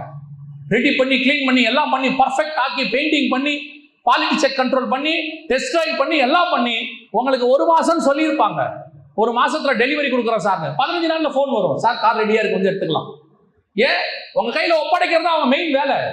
எல்லாம் ரெடி பண்ணி செக் பண்ணி உங்ககிட்ட கொடுக்கும்போது பர்ஃபெக்டா கொடுப்பாங்க. பெயிண்டிங் கீட்டிங் எல்லாம் பர்ஃபெக்ட். சார் இப்போ நீங்க காரை எடுத்துக்கலாம், கார் ஓகே. அதே மாதிரி தான் நம்மளை மேனுஃபேக்சர் பண்றதுக்கு சூஸ் பண்ணி கர்த்தர் சபையில கொண்டு வந்து சேர்த்தார். சபை மணவாளனுக்கு ஏற்ற மணவாட்டியை உங்களை மாத்துகிற இடம். எவ்வளவு சீக்கிரம் நீ மாறிக்கொண்டே இருக்கிறையோ அவ்வளவு சீக்கிரம் கர்த்தரை சந்திக்கப்படி புறப்பட்டு மேல போய்கிட்டே இருக்கணும். அதுதான் நித்திய ஜீவனை சுதந்திரிக்கிறதுக்கான வழி. அது மாதிரிதான் பரிசுத்த ஆவியானவர் சபைக்குள்ள வச்சு உன்னை ரெடி பண்ணிக்கிட்டே இருப்பாரு. ரெடி ஆக ஆக நீ ரெடி ஆயிட்டினா நம்மளை கொண்டு போய் பரலோகத்துல சேர்த்துருவார். ரெடி ஆகாத வரைக்கும் அந்த பரிசுத்த ஆவியானவர் நம்ம பாவத்தை குறித்து, நீதியை குறித்து, நியாயத்தீர்ப்பை குறித்து கண்டித்து உணர்த்திட்டே இருப்பார். ரெடி ஆயிட்டோல, ரெடி ஆயிட்டோல, ரெடி ஆயிட்டோல, இன்னும் அதை கேட்கிற, இன்னும் இதை கேட்கிற, இன்னும் பூமி மேலேயே ஆசை இருக்குது, இன்னும் பூமிக்குரியது மேலேயே ஆசை இருக்குது. 500 படம் இருக்குது, ஆனாலும் 501 மேல ஆசை வருது. 2 செல்போன் இருக்கு, ஆனா 3வது செல்போன் மேல ஆசை வருது. நீங்க எல்லாருக்கும் என்ன ஆசை? இன்னும் இன்னும் இன்னும் இன்னும். எப்ப நீ உலகத்தை வெறுத்து, தன்னைத்தான் வெறுத்து சிலுவை எடுக்க நடக்க ஆரம்பிக்கிறோமோ நாம் நித்திய ஜீவனுக்கான பாதையில நுழைய தொடங்கிட்டோம்னு அர்த்தம். சிலுவையில் அறையப்பட்டோமா கன்ஃபார்மா நமக்கு கையில அப்பமும் ரசமும் வந்துருச்சுன்னு அர்த்தம். இப்ப நாம அந்த பாதையில நடந்துட்டு இருக்கிறோம். இது 2வது. நித்திய ஜீவனை சுதந்திரிப்பதற்கான ஜெயம் கொள்ளுகிறவன் எவனோ. இதுல இன்னொன்னும் கேர்ஃபுல்லா இருக்கணும். அப்பமும் ரசமும் நீங்க அந்த ரூட்ல போறதுக்கு டோக்கன் கொடுத்துருச்சு, வாய்ப்பு கொடுத்துருச்சு. ஆனா அதுல இன்னொரு பிரச்சனையும் இருக்கு. வாசிங்க 1 கொரிந்தியர் 11ஆம் அதிகாரம் 29 வாசிங்க. எண்ணத்தினாலெனில் அபாத்திரமாய் போஜனமானம் பண்ணுகிறவன் கர்த்தருடைய சரீரம் இன்னதென்று நிதானித்து அறியாததனால் தனக்கு ஆக்கினை தீர்ப்பு வரும்படி போஜனமானம் பண்ணுகிறான். இது நிமித்தம் உங்களில் அநேகர் பலவீனரும் வியாதி உள்ளவருமாய் இருக்கிறார்கள். அநேகர், இதோட அர்த்தம் என்ன தெரியுமா? நல்லா கவனிச்சு கொள்ளுங்க. உங்க கையில கொடுத்திருக்கிற அப்பமும் ரசமும் நித்திய ஜீவனுக்கான வழி, சடங்காச்சாரம் இல்லை. நித்திய ஜீவனுக்கான டோக்கன், நித்திய ஜீவனுக்கான வழி உன் கையில இருக்கிறது. பரலோகத்துக்கு போறதுக்கு கர்த்தர் நித்திய ஜீவனை சுதந்திரிப்பதற்கு கொடுத்திருக்கிற வாய்ப்பு. இந்த வாய்ப்பு 4000 வருஷமா பழைய ஏற்பாட்டு பரிசுத்தவான்களுக்கு கிடைக்கவில்லை. வசனம் சொல்லுது, அவர்கள் எல்லாரும் விசுவாசத்தினாலே நற்சாட்சி பெற்றிருந்தும் வாக்குத்தத்தம் பண்ணப்பட்டதை அடையாமல் போனார்கள். 11:39 சொல்லுது. அவங்க அவ்வளவு விசுவாசம் நற்சாட்சி பெற்றும் அவங்களுக்கு பரலோகத்துக்குள்ள என்ட்ராகிறதுக்கு வாய்ப்பு கிடைக்கலையாமா. அந்த நகரத்துக்குள்ள போறதுக்கு, அந்த ஜீவ விருட்சத்தின் கனி மேல அதிகாரம் வருவதற்கு வாய்ப்பு கிடைக்கலையாமா. காரணம் என்ன தெரியுமா? அவனுக்கு கையில அப்பமும் ரசமும் இல்ல. ஏன்னா இயேசு அது வரைக்கும் சிலுவையில மரிக்கல. சிலுவையில மரித்து உங்களுக்கும் எனக்கும் புதிதும் ஜீவனமான மார்க்கத்தை உண்டாக்கினார். அப்பத்தையும் ரசத்தையும் கையில கொடுத்திருக்கிறாரு. 5000 பேருக்கு அப்பம் விட்டாரு, 12 பேருக்கு அப்பம் விட்டாரு. 5000 பேருக்கு அப்பம் விட்டது மாம்சத்துக்கு, 12 பேருக்கு அப்பம் விட்டது ஆவிக்கு. 5000 பேர் அப்பம் விட்டவன் சாப்பிட்டான், திரும்பி போயிட்டான், செத்து போனான். ஆனா 12 பேருக்கு அப்பம் விட்டாங்க, அவர்கள் அவரோடு கூட நின்றார்கள், நித்திய ஜீவனை சுதந்திரித்தார்கள். நீங்க 12 பேருக்கு அப்பம் விடுறீங்களா, 5000 பேருக்கு விடுறீங்களான்றதான் முக்கியம். 2 அப்பம் தான், 2 பிட்டார் தான், 2 சோதனை பண்ணார் தான், எந்த மாற்று கருத்தும் இல்லை. ஆனா அது 5000 பேருக்கு அப்பம், இது 12 பேருக்கு அப்பம். இது நித்திய ஜீவன், அது மாம்ச ஜீவனுக்கு அன்னைக்கு பசிக்கு கொடுத்தாரு. அப்பனா யோசித்து பாருங்க, எல்லாருக்கும் அது கொடுக்கல இயேசு. அப்போஸ்தலரை கூப்பிட்டு அவங்க கையில கொடுக்கிறாரு. அப்போ அப்பத்தை புசிக்கிறவன் எப்படி இருக்கணும் தெரியுமா? சீஷனா இருக்கணும். கொடுக்கிறவன் எப்படி இருக்கணும் தெரியுமா? இயேசுவா இருக்கணும். அந்த அளவுக்கு பரிசுத்தம் இருக்கணும். சும்மா இஷ்டத்துக்கு வர்றது, வாங்கிறது, வாயில போறது, என்ன சொன்னாலும் ஒரு சடங்காச்சாரம். உன் கையில இருக்கிற அப்பத்துக்கு ஒரு பவர் இருக்குது. எப்படிப்பட்ட பவர் தெரியுமா? பரலோகத்துக்கு கொண்டு போய் சேர்க்கிற வல்லமை உன் கையிலே கர்த்தர் கொடுத்து வச்சிருக்கிறார். 4000 வருஷமா பழைய ஏற்பாட்டு பரிசுத்தவான்கள் கையில கிடைக்காதது. பழைய ஏற்பாட்டு பரிசுத்தவான்கள் மேல் பாதாளத்துல போய் மாட்டிக்கிட்டாங்களாம், தண்ணீர் இல்லாத குழியில போய் மாட்டிக்கிட்டாங்களாம். சகரியாவின் புஸ்தகம் சொல்லுது, 9ஆம் அதிகாரம் 11வது வசனம், உனக்கு நான் செய்வது என்னவென்றால் தண்ணீர் இல்லாத குழியிலே அடைப்பட்டிருக்கிற உன்னுடையவர்களை. யார் தண்ணீர் இல்லாத குழியில இருந்தது? மேல் பாதாளத்துல, தாழ்ந்த பாதாளத்துல ஐஸ்வர்யவான், மேல் பாதாளத்துல ஆபிரகாம், லாசரு. அந்த ஐஸ்வர்யவான் ஆபிரகாம் லாசரு என்ன கேட்டான்? தண்ணி கேட்டான். ஐயா தண்ணி வேணுயா, குடிக்கிற தண்ணி கொடுங்கயா. தண்ணீர் இல்லாத குழியில 2 பேரும் இருக்கிறாங்க. ஆனா என்ன, இவனுக்கு தாகம் எடுக்குது, அவனுக்கு தாகம் இல்லை. ஆனா நீங்களும் நானும் போற இடம் இருக்குது, அது ஜீவ தண்ணீர் உள்ள இடம். ஆட்டுக்குட்டியானவர் தாமே அவர்களை ஜீவ தண்ணீர் அண்டைக்கு நடத்துவார், நித்திய தண்ணீர் அண்டைக்கு நடத்துவார்னு இருக்கு. இவங்க எல்லாம் தண்ணீர் இல்லாத இடத்துல இருந்தாங்க. அந்த இடத்துல அடைக்கப்பட்டிருக்கிற உன்னுடையவர்களை, மேல் பாதாளத்தில் இருக்கிறவர்களை நான் உன் உடன்படிக்கையின் ரத்தத்தாலே, அது என்ன உன் உடன்படிக்கை? அதான் விருத்த சேதனம். ஆபிரகாமுடைய ரத்தம் உன் உடன்படிக்கையின் ரத்தம், ஈசாக்குடைய ரத்தம் உன் உடன்படிக்கையின் ரத்தம். இயேசு வர்ற வரைக்கும் விருத்த சேதனம் அவங்க ரத்தம். ஆனா உங்களுக்கும் எனக்கும் இயேசுவின் ரத்தம், அவருடைய ரத்தத்தின் உடன்படிக்கை. அதைத்தான் சொல்றாரு, இதை வாங்கி புசியுங்கள், இதை வாங்கி பருகுங்கள், இது என்னுடைய மாம்சமாய் இருக்கிறது, இது உங்களுக்காக சிந்தப்படுகிற என்னுடைய ரத்தமாயிருக்கு. அவங்க எல்லாம் அவங்க ரத்தத்துல தான் அடைக்கப்பட்டிருந்தாங்க. ஆனா நாம இயேசுவின் ரத்தத்தால கொண்டு வரப்பட்டிருக்கிறோம். அவங்க ரத்தம் அவங்கள மேல் பாதாளம் வரைக்கும் தான் வச்சுச்சு. இயேசுவின் ரத்தம் இப்ப நம்மள பரதீசி வரைக்கும் கொண்டு போகுது. அதுதான் உங்க கையில என் கையில இருக்கிற ரத்தம். அசால்ட்டா சாப்பிடுறோம். ஏன் தெரியுமா? அந்த வசனத்தை திருப்பி வாசிங்க. 1 கொரிந்தியர் 11 வாசிச்சோமே, எண்ணத்தினாலெனில் சிலர் அபாத்திரமாய் பண்ணுகிறவன் கர்த்தருடைய ரத்தத்தை குறித்து மாம்சத்தை குறித்து அறியாததனால் தனக்கு ஆக்கின தீர்ப்பு வரும்படி போஜனபானம் பண்ணுகிறான். இது நிமித்தம் உங்களில் அநேகர் பலவீனரும் வியாதி உள்ளவர்களுமாய் இருக்கிறார்கள். அநேகர் என் கையில இருக்கிறது நித்திய ஜீவனுக்கான அப்பமும் ரசமும் நினைக்கிறேன், உண்மை. ஆனா ஒழுங்கா எடுக்கல, அதுதான் உன் மரணத்துக்கும் காரணம். இருபுறம் கருக்குள்ள பட்டயம்னு வசனத்தை சொல்றோமே, அதே மாதிரி இந்த அப்பத்துக்கும் ரசத்துக்கும் இருபுறம் இருக்கு. ஒரு புறம் உனக்கு நித்திய ஜீவனை கொடுக்கும், இன்னொரு புறம் அபாத்திரமாய் போஜனமான பண்ண செத்த. அப்படித்தான் வசனம் சொல்லுது. செத்தன்னு சொல்லுது வசனம். நித்திரை அடைந்திருக்கிறார்கள். சும்மா இஷ்டத்துக்கு போயிட்டு கம்யூனியன் நின்று கையில வாங்கி வாயில போட்டுட்டு ஏதோ சந்தோஷமா நானும் கம்யூனியன் அட்டன் பண்ணிட்டேன். இல்லப்பா, உன் கம்யூனியனை பத்தி உனக்கு தெரியாது. அது உனக்கு நித்திய ஜீவனை கொடுக்கும், பரலோகத்துக்கு கூட்டிட்டு போகும். ஒழுங்கா சாப்பிடல, அபாத்திரமாய் போஜனமான பண்ணீங்க, அது உங்களை கொன்று போடும். உண்மைதானா? அபாத்திரமா போஜனமான பண்ண முதல் ஆள் யார் தெரியுமா? யூதாஸ் காரியத். நாண்டு கொண்டு செத்தான். நீங்க அபாத்திரம்னா என்ன நினைக்கிறீங்க தெரியுமா? நியாய பிரமாணத்தின்படி பர்ஃபெக்டா இருக்கிறது அபாத்திரம் இல்லை. நான் நியாய பிரமாணத்தின்படி கொலை செய்யல, பொய் சொல்லல, நான் தாய் தகனம் கனம் பண்றேன், அதெல்லாம் நியாய பிரமாணம். மேல போட்டுக்கிற தோலாட அதையும் தாண்டி வரணும். மாம்சம் சாகணும்.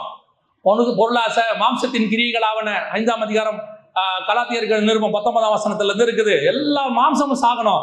இப்போ யூதாஸ் காரியத்து பொய் சொன்னானா, யூதாஸ் காரியத்து கொலை பண்ணானா, யூதாஸ் காரியத்து விபச்சாரம் பண்ணானா, யூதாஸ் காரியத்து தாய் தகப்பனை கனவீனப்படுத்தினானா, இது எதுவுமே அங்க இல்லை.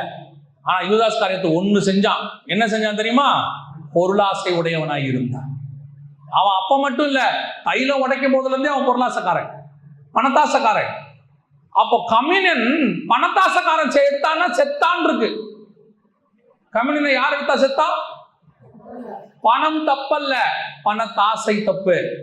பொருள் தப்பல்ல, பொருள் ஆசை தப்பு. சாப்பிடுறது தப்பு இல்ல, பெரும் திண்டி தப்பு. அப்படித்தான் வசனம் சொல்லுது. பிள்ளைகளுக்கு கல்யாணம் பண்ணது தப்பு இல்ல, லௌகீக கவலை தப்பு. இப்ப பேச வேண்டியது என்ன தெரியுமா?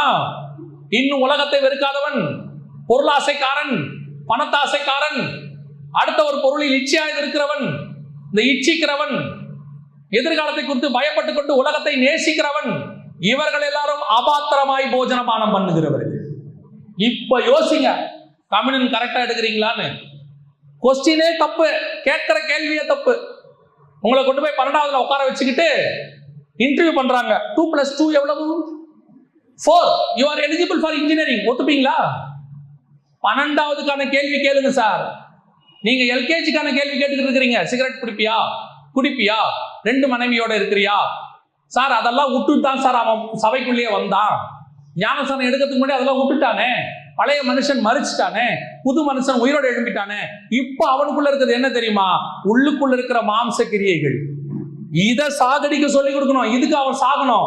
இதுக்கு சாகறதுக்கு தான் அவன் கம்யூனியன் எடுக்கணும். ஆனா சபை சொல்லி கொடுக்கறத உலகத்தால சொல்லி கொடுக்க முடியாது. என்ன சொல்லணும் தெரியுமா? சிலுவையில் அறையப்படுவது எப்படி, நித்திய ஜீவனை சுதந்திரிப்பது எப்படி, பரிசுத்தமாவது எப்படி, குமாரனின் சாயலுக்கு ஒப்பாய் மாறுவது எப்படி, உலகத்தை வெறுப்பது எப்படி, இயேசுவை பின்பற்றுவது எப்படி, அவரோடு கூட அடக்கம் பண்ணப்படுவது எப்படி, அவரோடு கூட உயிர் தேடுவது எப்படி, இதை உலகத்தால சொல்லிக் கொடுக்கவே முடியாது. அப்ப சபை போதிக்க வேண்டியது என்ன? பரலோகம் நமக்கு என்ன போதிக்க சொல்லிச்சோ அதைத்தான் போதிக்கணும். நான் எதை போதிக்கப்பட வேண்டியவனா இருக்கிறேன் தெரியுமா? ஜீவ விருட்சத்திற்கான வழியில் போய் அதை புசிக்கிறவனாக, அதன் மேல் அதிகாரம் உடையவனாய் மாறணும். இது வரைக்கும் இப்ப நம்ம பேசிக்கிறது என்ன தெரியுமா? அந்த ரூட்ல போய் பழத்தை சாப்பிட்றதுக்கு தான் பேசுறோம். இன்னும் அது மேல அதிகாரம் வரணுமா? யோவான் எழுதின சுவிசேஷம் 13ஆம் அதிகாரம் 2-3 வசனங்களை வாசிங்க. தம்முடைய கையில் பிதா எல்லாவற்றையும் ஒப்பு கொடுத்தார் என்பதையும், தான் தேவனிடத்திலிருந்து வந்ததையும் தேவனிடத்துக்கு போகிறதையும், அப்ப பிதா தன் கையில் எல்லாவற்றையும், அப்ப எல்லா அதிகாரமும் யார் கைக்கு வந்துருச்சு? இயேசுவின் கைக்கு வந்துச்சு. எப்ப வந்துச்சு? மறுநாள் சிலுவையில் அறையப்பட போறாரு, முந்தின நாள் வந்துச்சு. 3.5 வருஷம் ஊழியம் பண்ணியிருக்கிறாரு. 3.5 வருஷத்தின் முடிவுல வசனம் சொல்லுது, அன்னைக்கு நைட்டு தான் கம்யூனியன் எடுக்க போறாரு. அதுக்கு பின்னாடியே பாருங்க, சீலையை கட்டி கொண்டு கால்களை கழுவ தொடங்கினாரெல்லாம் இருக்கு. அன்னைக்கு நைட்டு தான் கம்யூனியன். அந்த கம்யூனியன் அன்னைக்கு நைட்டு வசனம் சொல்லுது, பிதா என் கையில் எல்லாவற்றையும் ஒப்பு கொடுத்தார் என்பதை அறிந்து. அப்ப என்ன அர்த்தம்? முதல் 30 வருஷம், அடுத்த 3 வருஷம் எல்லாத்துலயும் இயேசு ப்ரூஃப் பண்ணி இருக்கிறார். இவ்வளவும் ப்ரூஃப் பண்ண பிறகுதான் வசனம் சொல்லுது அதிகாரம் இயேசுவின் கைக்கே வந்துச்சு. இப்ப நீங்களும் நானும் அதிகாரம் உடையவராய் மாறணும்னா முதல்ல ப்ரூஃப் பண்ணணும், சாகணும், நிரூபிச்சு காட்டணும். சும்மா கொடுக்க மாட்டார் அதிகாரத்தை. சபைக்குள்ள 10 வருஷம் 5 வருஷம் விசுவாசியா இருந்த உடனே நிறைய விசுவாசிகளுக்கு ஒரு எண்ணம், பாஸ்டர் நம்மளுக்கு எந்த விதமான எண்ணம் போஸ்டிங் கொடுக்க மாட்டாரு, ஒரு பாட்டு பாட விட மாட்டாரு, ஒரு சாட்சி கொடுக்க விட மாட்டாரு, நம்மள சில முக்கியமான விஷயங்களை கலந்து ஆலோசனைக்க மாட்டாரு. நான் எந்த காலத்துல இருந்து சர்ச்சில் இருக்கிறேன் தெரியுமா? எனக்கு ஒரு இம்பார்ட்டன்ஸே இல்லை.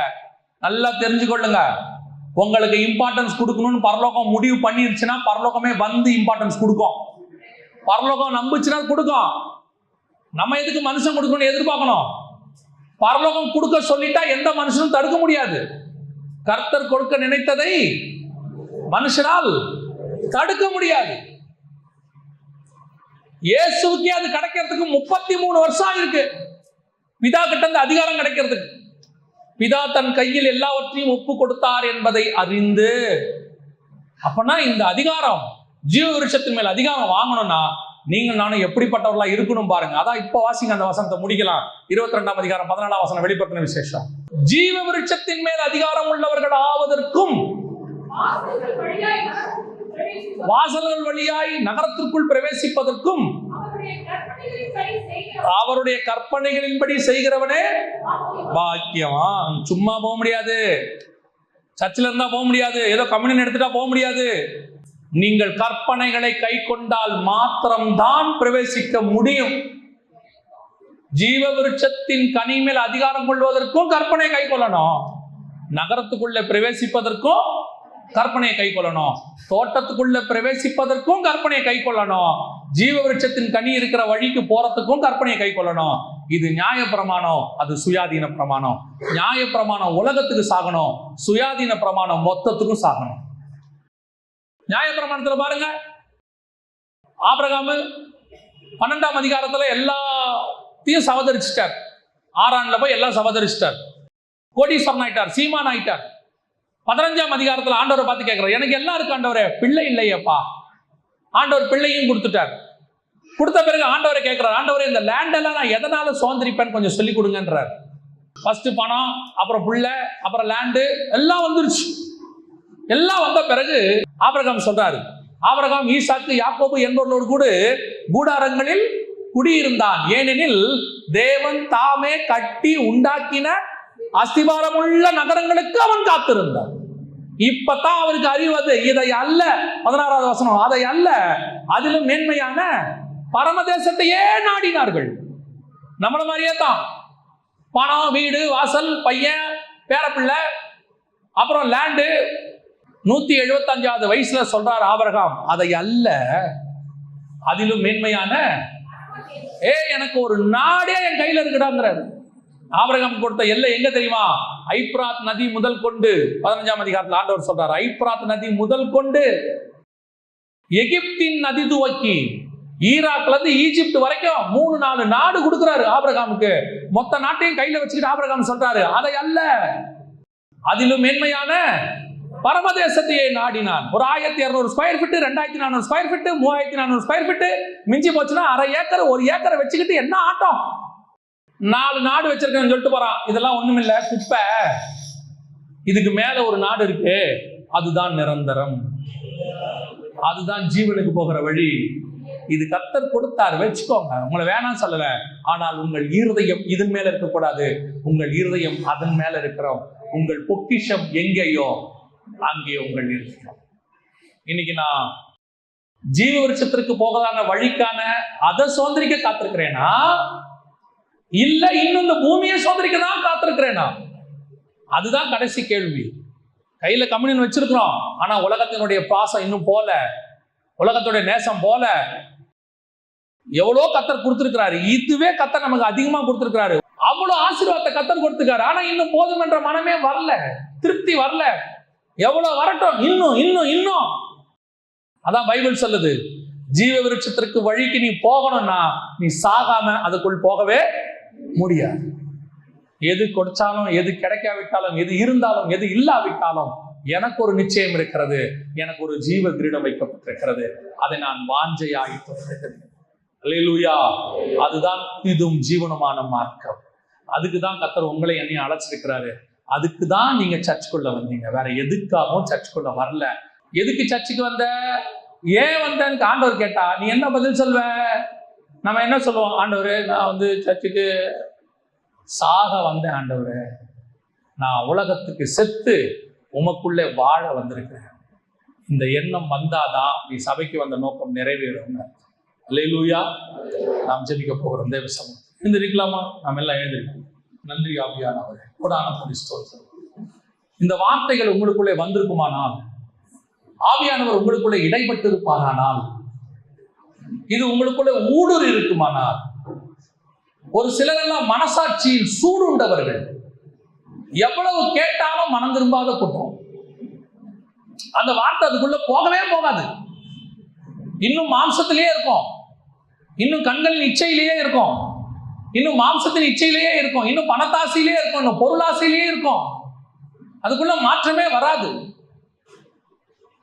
ஒரு கூட்டம் அப்படி அல்ல. ஆண்டவன்மாரை ரட்சிக்கப்பட என்ன நான் செய்ய வேண்டும்? நான் நித்திய ஜீவனை சுதந்தரிப்பதற்கு என்ன செய்ய வேண்டும்? ஒரு கூட்டம் ஓடி வந்து எல்லாவற்றையும் அப்போஸ்தலர் பாதத்துல வச்சுட்டு இனி எல்லாத்துக்கும் கர்த்தரே போதும்னு கர்த்தருக்கு பின்னாடி ஓடுற கூட்டம். இன்னைக்கு நம்ம உலகத்தை வெறுத்திருக்கிறோமா? சிலுவையை சுமந்திருக்கிறோமா? ஆண்டவர் நோக்கி பார்க்கிறோமா?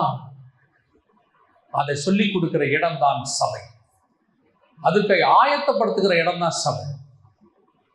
நாம் போட்டிருந்த வஸ்திரத்தை களைஞ்சிட்டு மணவாளன் எடுத்து கொடுத்த கல்யாண வஸ்திரத்தை போடுற மணவாட்டி தான் மணவாளன் கையை பிடிச்சுக்கிட்டு அந்த கல்யாண விருந்துல, ஆட்டுக்குட்டியான கல்யாணத்துல கூட நிற்க முடியும்.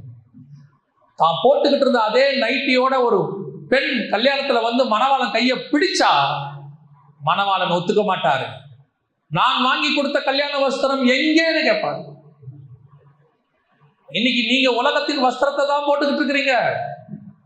உங்களுக்கு இன்னும் ரட்சிப்பின் வஸ்திரம் கொடுத்தார் ஆண்டவர், அதை பூரணமா தரிக்கல. கரை திரையற்ற வஸ்திரத்தை இன்னும் போடல. மணவாளன் கொடுத்த ரட்சிப்பின் வஸ்திரம் உன்னிடத்தில் இருக்குமானால் வேறு வஸ்திரம் உன்னிடத்தில் காணப்படாது.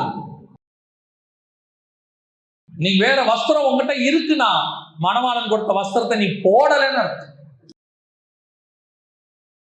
நல்லா தெரிஞ்சுக்கொள்ளுங்க.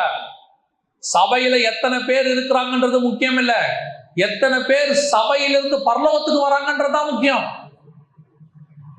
பேழை கட்டும் போது பூமியில எத்தனை பேர் இருந்தாங்கன்றது முக்கியம் இல்ல, பேழைக்குள்ள எத்தனை பேர் வந்தாங்கன்றதுதான் முக்கியம்.